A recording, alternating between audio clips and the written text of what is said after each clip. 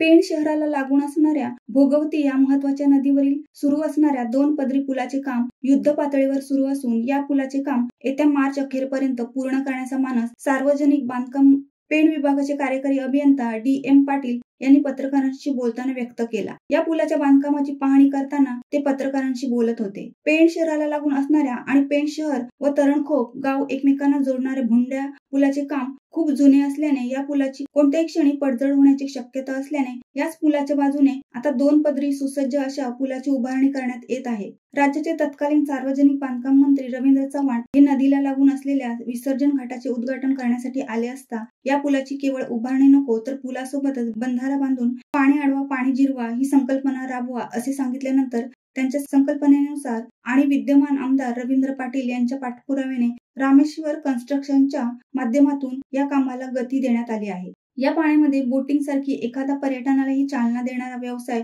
सुरू होऊ शकतो असे सार्वजनिक बांधकाम विभागाचे अधिकारी DM पाटील यांनी सांगितले। त्याचप्रमाणे या 2 पदरी पुलासाठी 4.25 कोटी रुपयांचा निधी प्राप्त झाला असून पुलाची लांबी ही 100 मीटर तर बंधाऱ्याची लांबी ही 80 मीटर आहे। त्याचप्रमाणे पुलाची उंची ही जुन्या पुलापेक्षा 1 मीटर जास्त असल्याने पावसाळ्यामध्ये भोगवती नदीच्या या सुसज्ज पुलावरून पाणी जाण्याचा धोका टळणार आहे। या पुलाचे बांधकाम पावसाळ्यापूर्वी म्हणजेच मार्च अखेरपर्यंत पूर्ण करण्याचा मानस आमचा आहे अशी माहिती सार्वजनिक बांधकाम विभाग पेणचे अधिकारी DM पाटील यांनी पत्रकारांना दिली।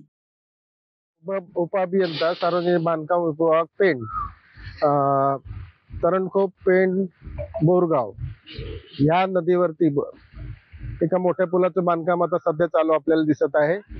तर हे बांधकाम एक नवीन कन्सेप्ट इथे माननीय तत्कालीन मंत्री महोदय श्री रवींद्र चव्हाण साहेब हे जेव्हा गणपती घाटाच्या भूमिपूजनाला आले होते तेव्हा त्यांनी इथे नुसत्या पुलाचे बांधकाम न करता त्याच्याऐवजी तुम्ही ब्रिज कम बंधारा असा एक नवीन प्रयोग इथे उपयोगात आणा, जेणेकरून पाणी जिरवा पाणी अडवा असा एक होईल आणि इथे सुशोभीकरण पण होईल आणि याच्यामध्ये बोटिंग किंवा इतर व्यवसाय आपल्याला चालू करता येतील। या दृष्टिकोनातून हे काम चालू झालेलं आहे आणि आम्ही हे काम मार्च अखेर पूर्ण करण्याचा आमचा मानस आहे।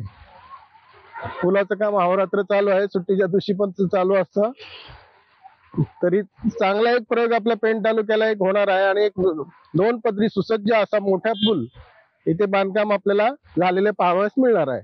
ह्या पेण तरणखोप पेण बोरगाव ह्या मोठ्या पुलासाठी माननीय या पेण सुधागडचे विद्यमान आमदार श्री रविशेठजी पाटील साहेब तसेच माननीय खासदार श्री धैर्यशील पाटील साहेब यांच्या विशेष अथक प्रयत्नाने सदरील कामात नाबार्ड या योजनेमध्ये टप्पा क्रमांक 28 मध्ये मंजुरी प्राप्त झाली आहे आणि तसेच या कामाकरिता माननीय मुख्य अभियंता श्री शरद राजबोस साहेब, माननीय अधीक्षक अभियंता सुषमा गायकवाड मॅडम तसेच कार्यकारी अभियंता जगदीश सुखदेव साहेब यांचे मोलाचे सहकार्य लाभले। त्यांच्या विशेष त्यांनी दिलेल्या मंजुऱ्या त्यामुळे काम वेळेत पूर्ण करता येणे शक्य झाले आहे आणि या कामाचा फायदा पेणच्या विकासासाठी होणार आहे।